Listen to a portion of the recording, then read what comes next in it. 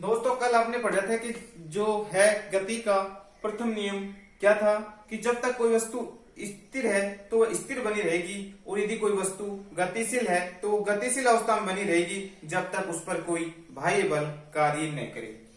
कल की क्लास से आगे यदि हम देखें आज तो ये कहता है कि जड़त्व के नियम बताए थे हमने। जो न्यूटन की गति का प्रथम नियम था वो क्या उसे जड़त्व का नियम भी कहते हैं।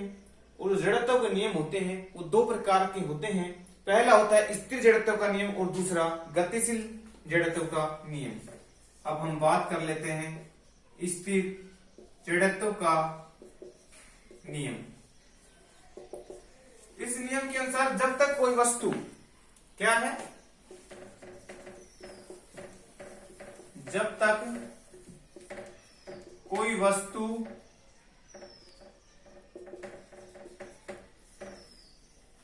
स्थिर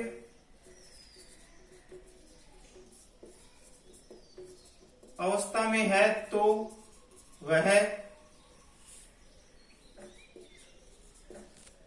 स्थिर बनी रहेगी एवं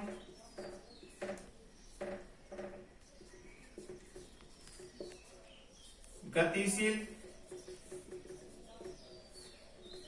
अवस्था में है तो कोई वस्तु जब तक कोई वस्तु स्थिर अवस्था में तो स्थिर ही बनी रहेगी।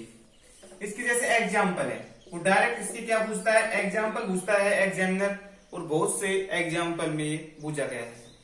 इसकी लाइट ऑन कीजिए टेक्निकल टीम। जैसे कि हम देखते हैं कि स्थिर जड़त्व का जो नियम है जैसे कि आप में है, लेकिन यदि मान लो इस पर हम डंडे से प्रहार करें, कोई डंडा ले लिया हमने और इससे इसको ऐसे प्रहार कर रहे हैं तो इसके जो धूल के कण हैं वो कहां जा रहे हैं, नीचे की ओर जा रहे हैं। क्यों? क्योंकि जो ये दरी है ये स्थिर अवस्था में थी और जब हमने इस पर गति से इस पर प्रहार किया तो क्या किया, हमने इस पर बल लगाया और बल लगाने के कारण जो ये इसके जो कण हैं वो कहां जा रहे हैं, नीचे की ओर जा रहे हैं। तो सीधा सा एग्जांपल है कि जब दरी या कम्बल को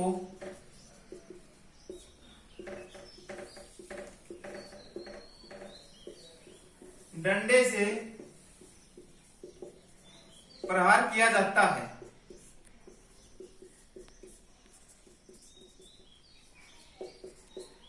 जब दरी या कम्बल को डंडे से प्रहार किया जाता है तो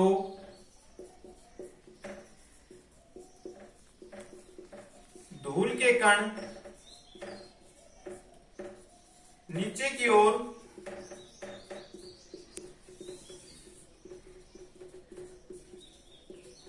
गिर जाते हैं। ठीक है, अब दूसरा उदाहरण इसी में हम लेते हैं। जब आपने अक्सर देखा होगा कि जब कोई घुड़सवार है घोड़े के ऊपर जब वो बैठ करके अपनी यात्रा स्टार्ट करता है, यानी कि घोड़े पर बैठे घुड़सवार का घोड़े के अचानक चलने पर पीछे की ओर गिरना, ये कौन सी जड़त्व के नियम के कारण ही संभव होता है? कैसे? इसकी सीधी सी बात है कि जैसे कि उसने मतलब घोड़े जैसे कि घोड़े ने जब स्टार्टिंग की, दौड़ना स्टार्ट किया तो अचानक से उस पर क्या लगता है, उस पर घुड़सवार को झटका लगता है। और झटका किस लिए कैसे लगता है, मतलब वो स्थिर अवस्था में था पहले और बाद में जब वो गतिशील करेगा तो झटका किधर लगेगा, पीछे की ओर लगेगा और वो पीछे की ओर गिर जाएगा। क्लियर है?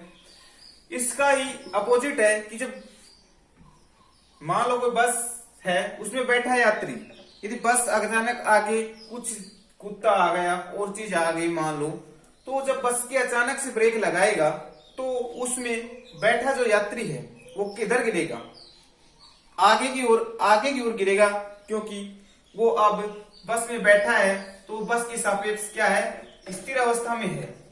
क्या है दोस्तों?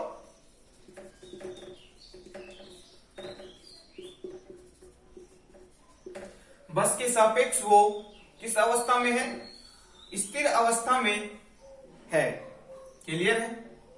तो वो कहां गिरेगा, आगे की ओर गिरेगा। जबकि बस अचानक से चलना स्टार्ट करे तो उसमें जो बैठा है वो यात्री वो पीछे की ओर गिरेगा। ये जड़त्व के नियम के कारण ही संभव हो पाया। क्लियर है दोस्तों। ये एग्जाम्पल डायरेक्ट पूछ लिए जाते हैं और बहुत से एग्जाम होते हैं जो ये बस मैं बता रहा हूं, ये बहुत बार एग्जाम रिपीट हो चुका है, तो ये एग्जाम की दृष्टि से इंपॉर्टेंट भी है। इसके बाद क्या होता है कि आपने देखा होगा गिलास जो होता है, इस गिलास के ऊपर ये गत्ता रखा हुआ है, इसके ऊपर मान लो ये कोई सिक्का रखा हुआ है।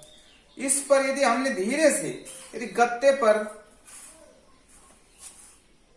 यदि बल लगाया मान लो थोड़ा, तो ये क्या होगा, सिक्का पानी में गिर जाएगा और गत्ता क्या हो जाएगा, अलग दूर हट जाएगा। क्लियर है। तो इस कौन सा होगा, सीधी सी बात है इसके लिए कि यदि गिलास के ऊपर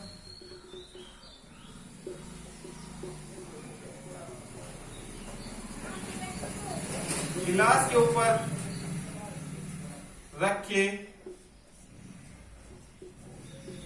गत्ते के ऊपर गिलास के ऊपर रखे गत्ते के ऊपर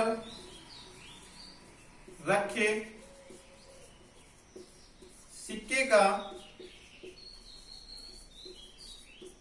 पानी में गिरना।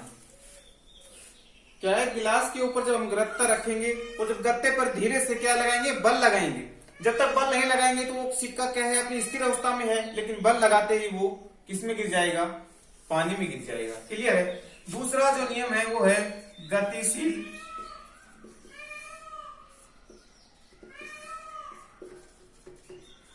जड़त्व का नियम। ठीक है।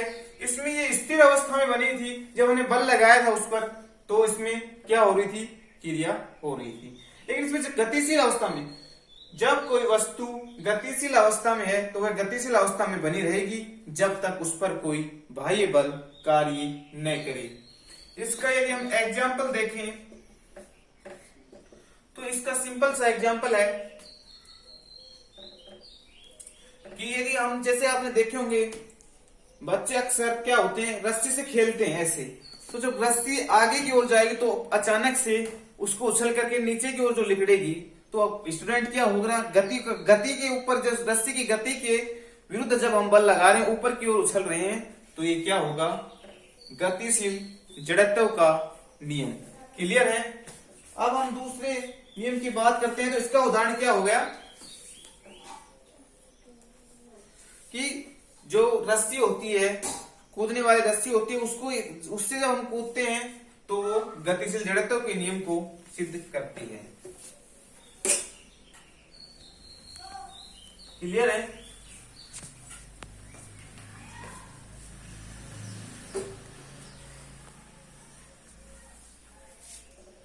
अब आगे की ओर हम देखेंगे कि इसके बाद क्या है, गति का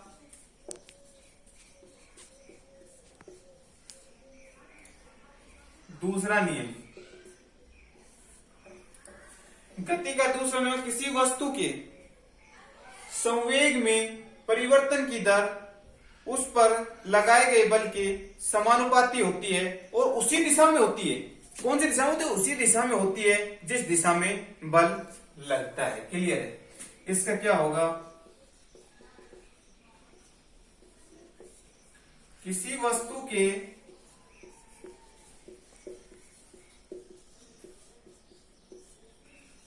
संवेग में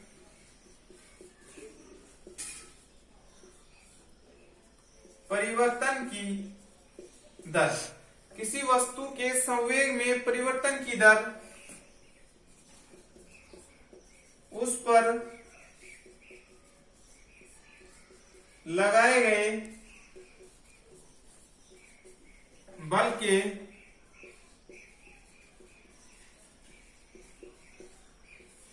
समानुपाती होती है एवं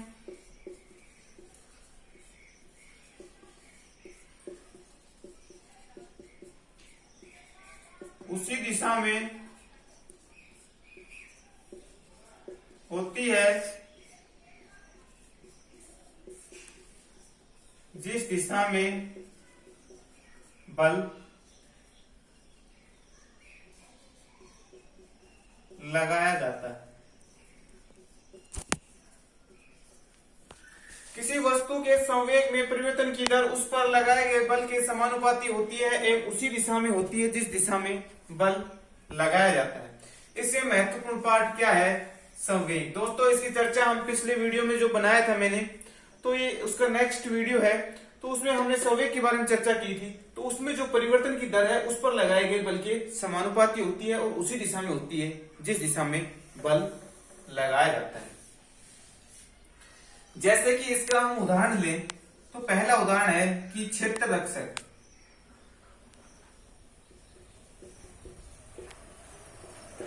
क्रिकेट मैच में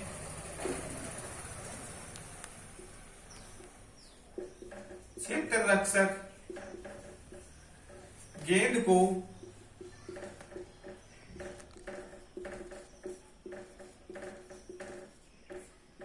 कैच करते समय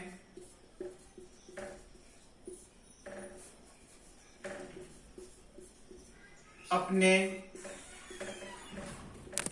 हाथों को पीछे की तरफ, अपने हाथों का पीछे की तरफ लेकर जाना। क्या है दोस्तों? क्रिकेट मैच में क्षेत्र रक्षक जो होता है गेंद को कैच करते समय अपने हाथों को पीछे की तरफ लेकर जाता है। जैसे कि ऊपर से बॉल आ रही है, ऐसे कि वो न कि डायरेक्ट से यहां पर रोक करके अपने हाथों को कहां लेकर जाता है? पीछे की तरफ लेकर जाता है। ऐसा किस नियम के कारण होता है दोस्तों? गति के दूसरे नियम के कारण। क्यों? क्योंकि जैसे कि वो अपने हाथों को पीछे की ओर लेकर जाता है तो इससे उसका जो वेग होता है, क्या होता है? वेग होता है वो शून्य हो जाता है। शून्य होने में अधिक समय लगता है। वेग का शून्य होने में अधिक समय लगता है।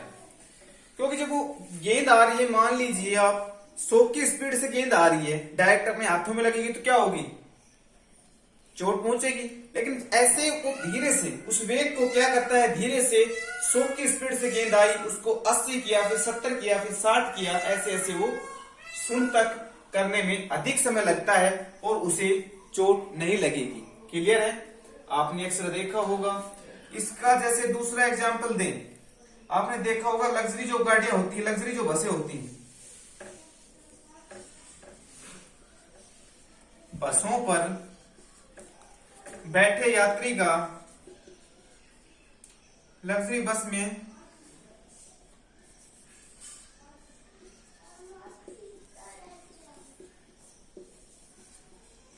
यात्रा करते समय व्यक्ति का आरामदायक महसूस करना।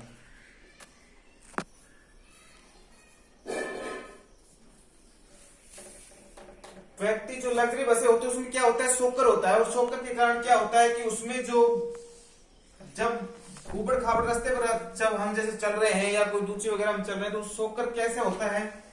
इस पर क्या होता है कि यहां पर जब शॉकर होता है तो यहां पर क्या लगता है? बल कहां पर लग रहा है? यहां पर। तो ये शॉकर के माध्यम से यहां तक होते होते हुए उसमें क्या हो गया? समय बहुत ज्यादा हो गया और उसका जो वेग क्या हो गया? शून्य हो जाता है। इस कारण से उसमें बैठा हुआ व्यक्ति कैसा महसूस करता है? कंफर्टेबल महसूस करता है। जैसे कि अक्सर आपने देखा होगा, बचपन में आपने साइकिल की यात्रा की होगी, तो साइकिल की जो सीट होती है, मेन सीट, उस पर बैठे हुए व्यक्ति को ऊबड़ खाबड़ रास्तों पर जाने पर क्या होता है? इतना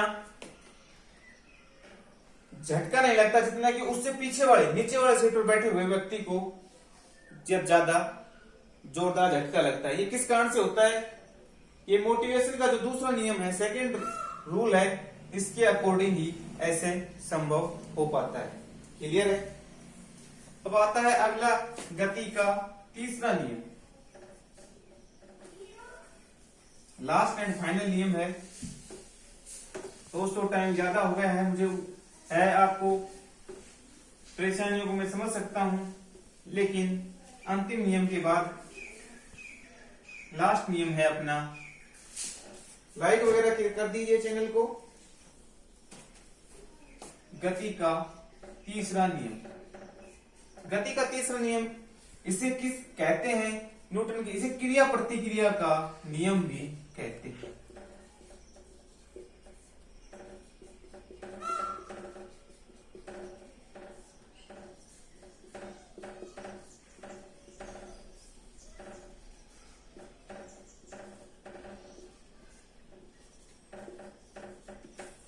इसे क्रिया प्रतिक्रिया का नियम भी कहते हैं, यानी कि इस नियम के अनुसार प्रत्येक क्रिया के विपरीत अपोजिट क्या होती है?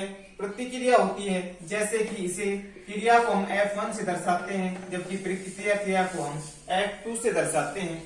ये जो माइनस चिन्ह है ये किसको प्रकट कर रहा है? इसके अपोजिट साइड को यानी प्रतिक्रिया को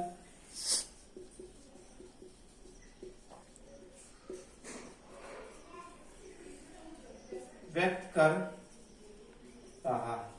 किसको व्यक्त कर रहा है? प्रतिक्रिया को व्यक्त कर रहा है। जैसे कि आपने अक्सर देखा होगा, एक ये चिन्ह ए है और एक ये दूसरा चिन्ह बी है। कोई व्यक्ति यहां से यहां जा रहा है, इसलिए मतलब क्रिया कर रहा है, लेकिन वापस इसे यहां से यहां क्या हो रही है? इसकी प्रतिक्रिया हो रही है। ये कौन सा है? ये F2 है। क्या है? F2 है। मतलब प्रत्येक क्रिया की विपरीत प्रतिक्रिया होती है। ये न्यूटन की गति का तीसरा नियम है। अक्सर इसके एग्जाम्पल जो होते हैं वो क्या होता है? जैसे तैराक जो होता है, जब तैरता है वो अपने हाथों से पानी को पीछे की ओर धकेलता है, जबकि पानी उसे आगे की ओर धकेलता है। व्यक्ति इसने हाथों से और पांवों से पानी को पीछे की तरफ धकेला तो वो क्या कर रहा है? क्रिया कर रहा है, लेकिन उसके विपरीत जो पानी है वो क्या कर रहा है? प्रतिक्रिया कर रहा है, जिसके कारण से वो उसमें आसानी से तैरता है। ठीक है। जैसे जल में नाव की गति भी इसी का उदाहरण है। उस पर जो नाव के ऊपर जो पतवार लगाए होते हैं उससे जल पीछे की ओर धकेलते हैं, जबकि जो पानी होता है वो उसे नाव को आगे की ओर धकेलता है। इसके बाद आता है जैसे रॉकेट है। जब रॉकेट ऊपर आसमान में उड़ता है तो उसके जो धुएं की गति है, रॉकेट है इसके जो धुएं की गति है, जब रॉकेट आसमान में उड़ता है तो उसके नीचे जो धुएं की गति होती है वो भी न्यूटन की गति के तृतीय नियम के अनुसार ही होती है। क्लियर है दोस्तों? लाइक कीजिए, सब्सक्राइब कीजिए, शेयर कीजिए, जल्दी से जल्दी सपोर्ट कीजिए। ये हमारा पहला वीडियो था आज का, जो आपने देखा होगा, और जहां तक मैं महसूस कर रहा हूं कि आप सभी लोगों को अच्छा लगा होगा। यदि कुछ कमी रह गई हो तो हमें कमेंट करके बताएं।